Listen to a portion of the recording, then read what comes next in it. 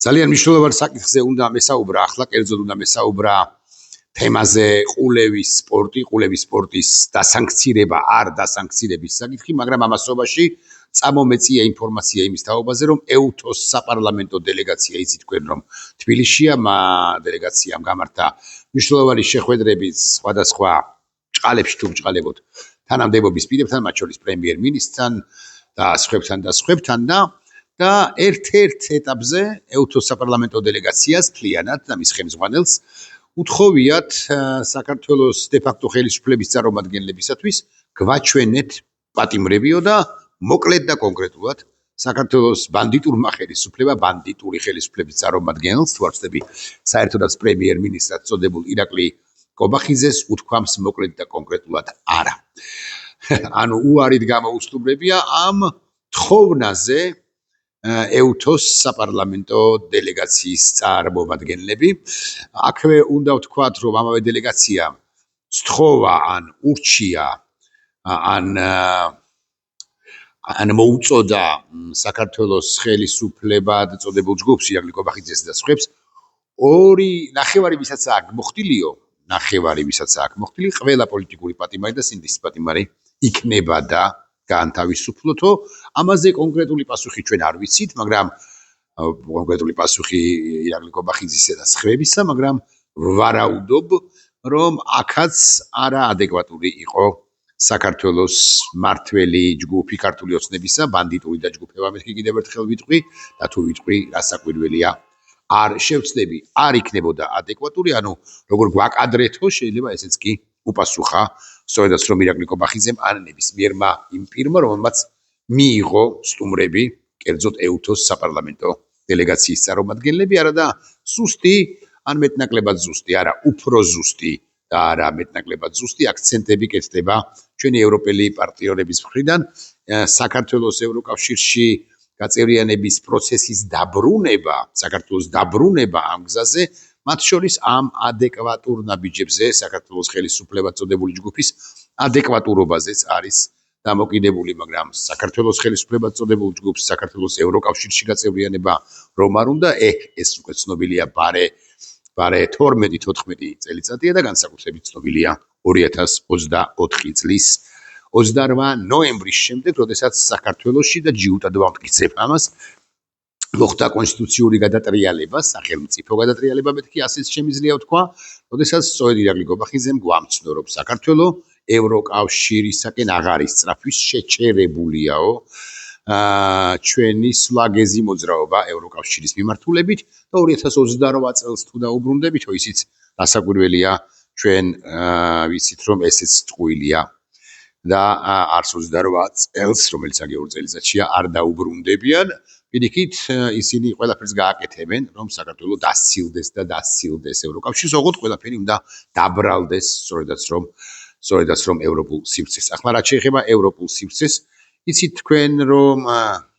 სანქციების საკითხებში ევროკავშირის სპეციალური წარმომადგენელი დევიდ ოსალივანი ივანიშვილის საგარეო საქმეთა მინისტრს მაკა ბოჭორიშვილს უგზავნის წერილი გაუგზავნა ყულევის სპორტთან დაკავშირებით და განმარტავს, რომ ევროკავშირს აქვს ინსტრუმენტები მესამე ქვეყნებში არსებული იმ ფინანსური და საკრედიტო ინსტიტუტების სანქციების სიაში შესატანად,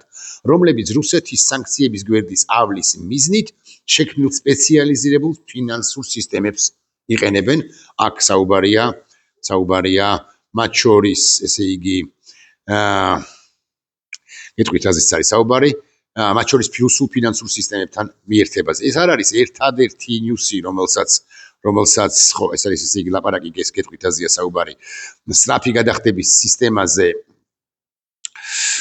ევროკავშირს აქვს ინსტრუმენტები, რათა სანქციების სიაში შეიყვანოს მესამე ქვეყნების ფინანსური და საკრედიტო ინსტიტუტები, ანუ ბანკები პირდაპირ ვილაპარაკოთ, რომლებიც იყენებენ რუსეთის მიერ სანქციების გვერდის ავლის მიზნით შექმნილ სპეციალიზირებულ ფინანსურ სისტემებს, როგორებიცაა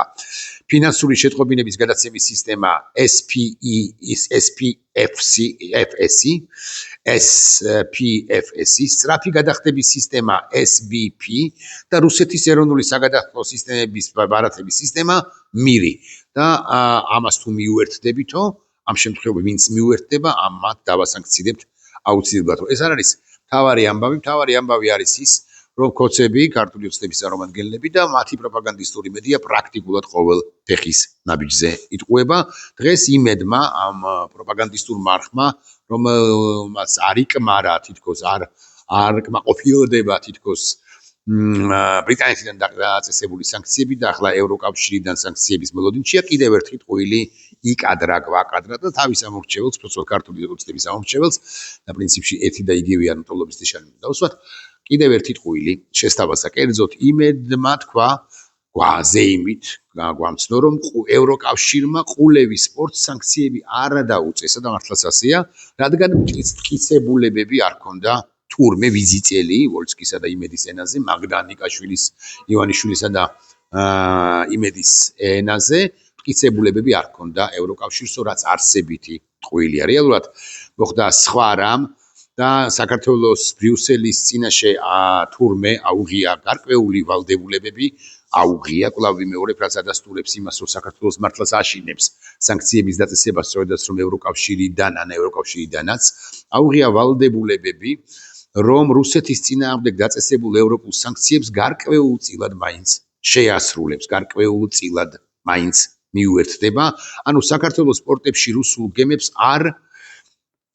შემოუშვებს ეს ვალდებულება აიღო და შემოდიოდნენ მეთქი რამდენჯერმე ყოველ შემთხვევაში რუსული გემები, რუსული ტანკერები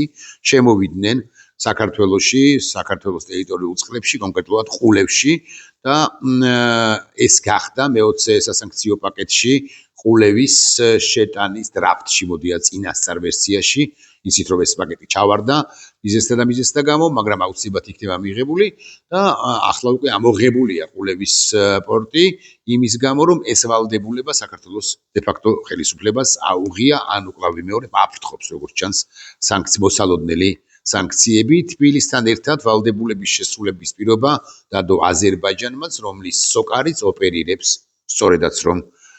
ყულევში. ციტატას წაგიკითხავთ ახლა სანქციების საკითხებში ევროკავშირის სპეციალური წარმომადგენლისა დევიდ ოსალივანის წერილიდან ამ უკანასკნელმა ან ოსალივანმა აი ამ ბოჭორიშვილს, რომელზეც მეორეჯერ მიხდება დღეს საუბარი, ერთხელ თლად ვიდეო ბლოგი მიუძღვენ იმას, პირველად ბოჭორიშვილს გაუგზავნა ოსალივანმა წერილი და თავდაპირველად შეაქო ჩვენი მინისტრად წოდებული და მე უკვე ასე ვიტყვი, კარგადაც ძალიან დიპლომატიურად დასაკვირველია მიუთითა, რაც უნდა გააკეთოს საქართველოს ხელისუფლებამ. ციტატა. პირვანდელ პოზიციას გადავხედეთ, ანუ ჩვენ რო ყავდაო შეყვანილია ყულევის სპორტიო, იმ პოზიტიური ვალდებულებების შემდეგ, რომლებიც თქვენმა ხელისუფლებამ და პორტის ოპერატორმა აიღეს. მივესალმებით თქვენს ვალდებულებას, რომ საქართველო არ დაუშვებს ევროკავშირის სანქციების ქვეშ მყოფი გემების მის პორტებში შესვლას ან მათთვის მომსახურების გაწევას. ასევე სოკარის, ანუ აზერბაიჯანული მხარე აკითხარით, ისიც იღებს ვალდებულებას, სოკარის ვალდებულებას, რომ ის თავის საქმიანობას განახორციელებს ევროკავშირის შესაბამისი სანქციების მკაცრი დაცვით, მათ შორის რუსეთის ნედლნავთობზე და სწორედ ნედლნავთობზეა ლაპარაკი, ხშირ შემთხვევაში არ ვიცი რამდენად სწორი სიტყვა, მაგრამ გარკვეულ შემთხვევებში ნედლნავთობი მართლაც შედიოდა და ხდებოდა გადამუშავება, როგორც ჩანს, და გარკვეულ შემთხვევებში კი ყულევის ტერმინალი, ანუ რომლის ოპერატორიც კი არა, რომლის ფლობელებიც არიან გოგელია და მისი მეუღლე ასათიანი, ასევე დირექტორი არის ვინმე ფოცხვერია და სხვებიც არიან ამ კომპანიაში. ერთგვარ გაყალბებულ საბუთებს ამზადებდა, თითქოს შემოვიდა ნედლი ნავთობი და თითქოს მათ კი არა რუსეთს მიეწოდა გადამუშავებული ნავთობი. ეს საბოლოო ჯამში შეუძლებელი იყო, იმიტომ რომ ამ ტერმინალს, ამ პორტს არ აქვს ნავთობის გადამუშავების ქარხანა ამოქმედებული ყოველ შემთხვევაში ნამდვილად და არსებული ნავთობის გადამუშავებელი ქარხანა არ არსებობს მათი ოპერირების მათი მფლობელობის ქვეშ და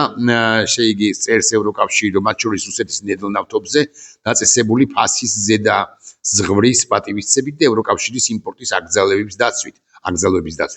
რუსული ნედლი ნავთობისა და მისგან წარმოებული გადამუშავებული პროდუქტების მიმართ. ანუ თქვენ უნდა შეასრულოთ და სოკარმაც უნდა შეასრულოს, რომელსაც აქვს ეს გადამუშავების შესაძლებლობა. ამ ვალდებულების აღება გადამწყვეტი იყო საიმისოდ, რომ ჩვენი მხრიდან სიტუაციასათვის გადაგვეხედა და საბოლოოდ გამოიწვია ყულევის სპორტის არ შეყვანა ევროკავშირის სანქციების